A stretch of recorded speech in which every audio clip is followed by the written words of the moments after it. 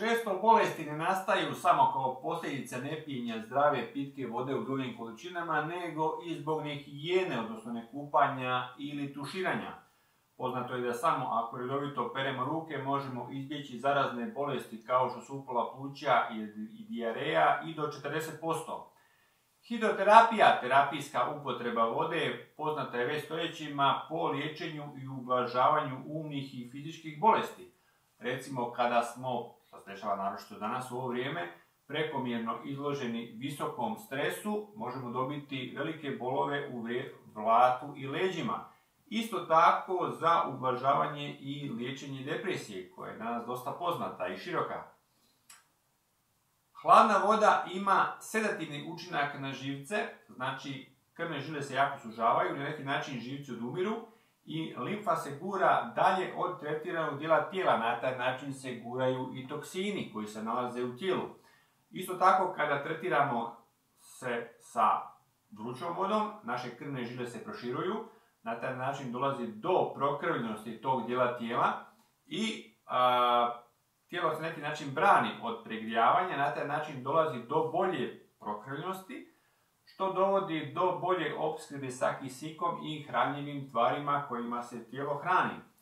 Znači, tuširamo se 30 sekundi hladnom vodom, 3 minute vrućom vodom, postupak ponavljamo 7 do 14 puta, ovisno od toga kakav imamo problem. Postupak na taj način liječenja hidroterapijom nije dobar za srčane bolesnike i bolesnike sa visokim tlakom, oni ga trebaju izbjegavati. Znači, što se dešava? Mi kad tijelo tretiramo sa vrućo-hladnom kupkom ili tuširanjem, jednostavno tijelo izlažemo kao kada bi se tretirali sa strujnim šokovima, što je ovo znatno bolje jer nema nuspojava kao što ima liječenje sa strujom. Isto tako, najbolji tretman koji postoji za liječenje migrenske glavobolje je da potopimo noge u vruću vodu temperature 41-42 stupnja i tako ostanemo 2 do 3 sata. Na glavu stavljamo mokar ručnik, natopljenu hladnu vodu. Na taj način će nam biti ugodno jer je u glavi toplomjer.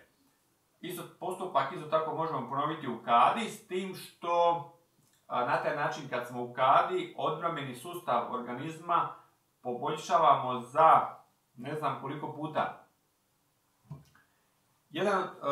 Jako je važno da poslije tretmana odemo u krevet najmanje 30 minuta, gdje će nam biti udobno i toplo i na taj način će organizam imati koristi od ovog tretmana. Prakticiranjem ovih tretmana možemo vidjeti koliko su učinkoviti, koliko su vrijedni i koliko su značajni.